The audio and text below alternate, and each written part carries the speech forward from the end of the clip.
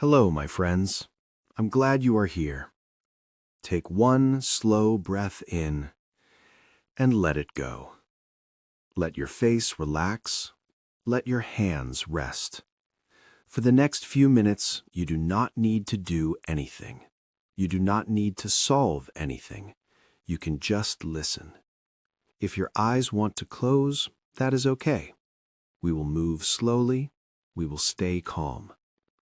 Have you ever wondered why so many people sleep at night? Today it feels normal. Day is when we move and work. Night is when we stop and rest. But long ago, night did not feel peaceful. In the dark, people could not see far. They could not spot danger early. So people learned a simple pattern. Before darkness, they found a safer place. They stayed close to their group. They kept a fire if they could. They kept things quiet on purpose. This is how night began to change the group, not only the person. Long before cities, people lived close to the land. They moved when seasons changed. They followed animals and looked for water. In the day, they walked far to find food. They carried children. They fixed small tools with stone and bone. They watched the sky for wind and rain. Life was simple, but it asked for attention. Then the light began to fade. The sun went down. The ground cooled. The wind felt different. In the dark, shapes were less clear. A hole in the ground could be hidden. An animal could be close before you saw it. So night asked people to be careful. Early people treated night with care. They did not write rules. They learned by living. At night, sound mattered more. A branch snapping could mean an animal. Soft steps could mean a stranger. A baby's cry could pull attention from far away. So people tried to rest in places that helped them feel safer. This is where sleeping at night became a shared plan. People chose a shallow cave or a small rise of land. They chose a place with rocks or water nearby, or steep ground on one side. They built simple shelters from branches and hides. They laid grass and leaves on the ground. They spread animal skins over it. They slept close to each other, not for comfort only, for safety. They also used small night habits. They kept tools close to a hand. They kept children nearer the center. They let stronger adults rest nearer the outside. These were small choices, but they helped the group rest with less fear. And one thing changed night more than almost anything else: fire. A fire did not remove the dark, but it made a small, bright circle. It let people see faces. It gave warmth when the air turned cold. It kept some animals farther away, and it gave people a center to sit near. They could share food. They could speak in low voices. They could plan where to walk the next day. But fire also created new work. Wood had to be found and carried. It had to be kept dry. Ash had to be moved. Smoke had to be guided so it did not fill the shelter. And at night, someone had to stay half awake and watch the flame. If the fire went out, people could get very cold. A person could get hurt. In some places, people could get very ill. So the fire gave comfort, but it also asked for care. Because of this, sleep was not always one long, quiet block. A person might sleep, then wake and listen. Someone might add wood, then lie down again. A child might wake, and a parent would answer. People rested, but they still listened at times. Night was part rest and part watching.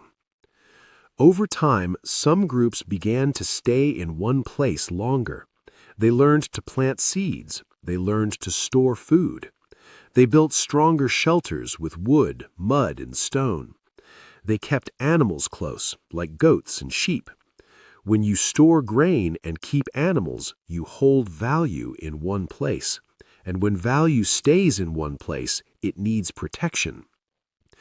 During the day, a small settlement could see what was coming: a visitor, a stranger, a hungry animal. People could call out and gather together, but at night it was harder to see what was near. The same path that looked safe in the day could hide trouble after dark, so the night watch became more important. The night watch was not a story, it was a duty. In a small village, a watcher might sit near the edge of the homes. They might hold a simple spear. They might keep a small lamp close, covered from wind. They listened for a dog's sudden bark. They listened for feet on dry leaves. They watched the animals, because animals notice danger quickly. If the watchers saw trouble, they called out. Then the village woke. Then the village moved together. This is how one person's wakefulness could protect many sleepers. In some places, the watch changed with the hours. One watcher listened early. Another watcher listened later. A tired watcher rubbed their eyes and shifted their weight. They looked up at the stars. They listened again. Then they waited for morning. This changed how people lived together. Sleep became something the group managed, not only the person. And as villages became towns, night became even more tied to daily town life. Towns had walls. They had gates. They had narrow streets. In the day, streets were full. People carried water. They sold bread and fish. They repaired shoes. They moved carts. Children ran between adults. At night, the same street could be quiet and dark. Most homes had only a small flame. Oil and wax were not free. A candle mattered. It took labor, animals, plants, and time. Many families used one small flame, then turned it off to save oil or wax. They ate, spoke a little, then lay down early. In a town, fire helped people, but it could also hurt them. A small lamp could tip over. A roof could catch. A fire could spread from home to home. So people became careful with light at night. Some towns asked people to cover lamps. Some asked people to stop certain work after sunset. Town gates also changed the night. When the gate closed, the street became quieter. A guard might stand there and listen. If someone came late, the guard would ask questions. In a quiet town, trouble is easier to notice. A shout stands out. Footsteps stand out. Even smoke can be noticed sooner. As travel and trade grew, people met the night in another way. A traveler could move in the day. They could follow the road. They could see a river crossing. They could see a broken wheel on a cart. They could see dust in the distance and know others were near. But at night, travel was harder. A rider could miss the path. A cart could hit a stone. A person could step into a hidden hole. And if someone carried a lamp, that light could be seen from far away. So many travelers planned their day around darkness. They watched the sky in late afternoon. They counted how far they were from shelter. They tried to reach a safe stop before night. Sometimes that stop was a village. Sometimes it was a small house by the road. Sometimes it was a simple inn. Sometimes it was a walled yard where animals could drink and rest. A tired traveler might rub their hands at the door. They might count a few coins in their palm. They might hear other doors closing nearby. Then they would step inside.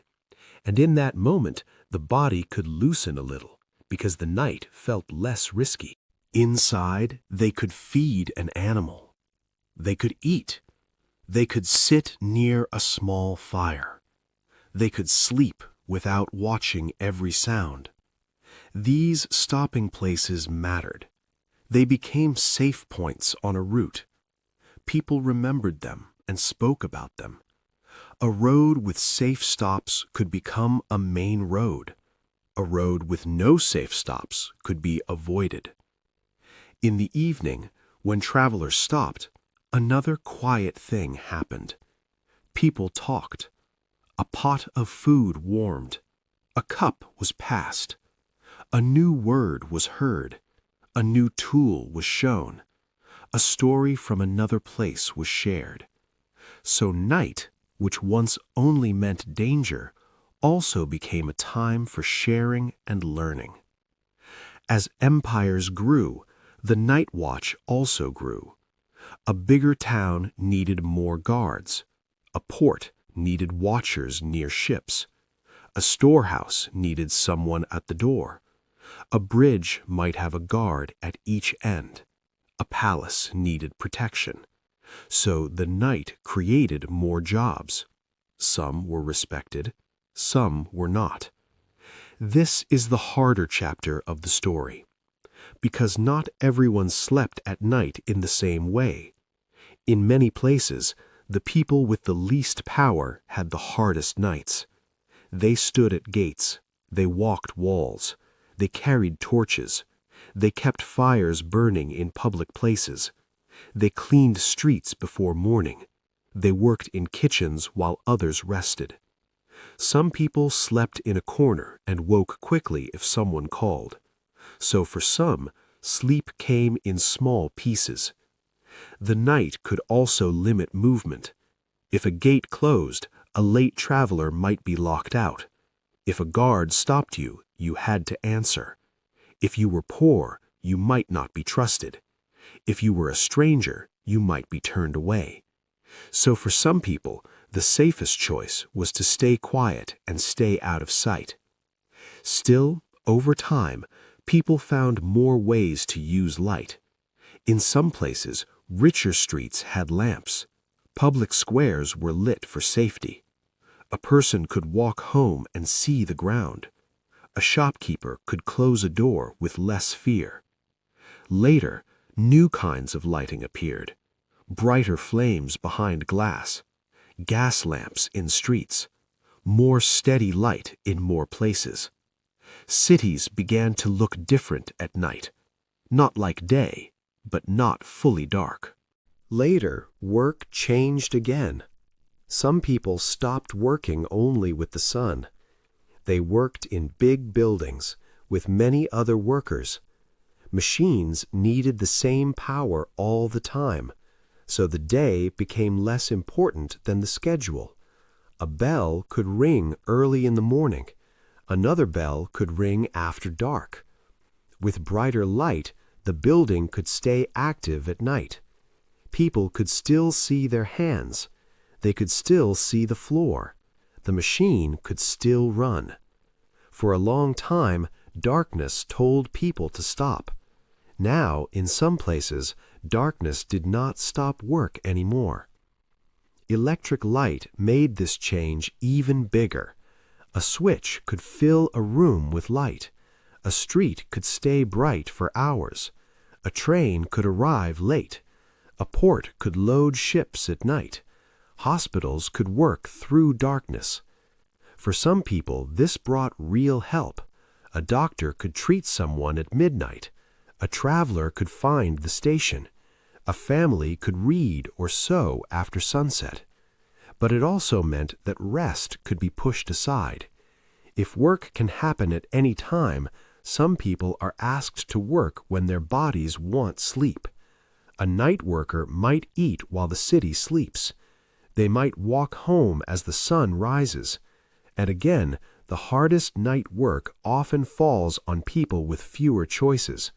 Drivers, guards, cleaners, factory workers, nurses, people who keep the modern world running while others sleep. Today, many of us sleep at night because simple things make night feel safer. A door locks with one small click. A light turns on with a switch. A window closes against wind and rain. A bed lifts you off the hard ground. A blanket keeps you warm. And outside, streetlights and nearby homes help the street feel calmer. Long ago, people had to work for each small comfort every day. And still, modern life can make night feel busy. Some streets are loud after dark. Some homes are crowded. Some jobs pull people into late hours. Bright screens can keep a room lit even when the body is tired. So some people delay sleep even when they want rest. So when you sleep at night, you are doing what many people learned to do over time. You are stopping before the dark feels unsafe. You are resting where you feel protected. You are letting others watch and work and keep things running. Next time you lie down, think of a small camp long ago, a circle of people near a fire, one watcher awake, listening for sounds beyond the light. Next, think of a village with stored grain. A dog lifts its head at a sound. A watcher listens. Then think of a traveler on a road, walking faster as the sun drops. They reach a door and it opens. Warm air and quiet come out. And then think of a modern streetlight. It stands tall and steady. It puts light on the ground so you can see where you step. It helps a street feel less risky. It helps a person feel less alone when walking home. Long ago, one small fire in a camp did a similar job. It did not remove the dark, but it gave light and warmth in one small place, and little by little that helped people sleep. And now, as you listen, you can return to your own night. The room can be quiet. Your breath can be slow. The day can stay outside the door. For this moment, you can simply rest. If you enjoyed this video, give it a big thumbs up, share it with your friends, and don't forget to subscribe for more videos.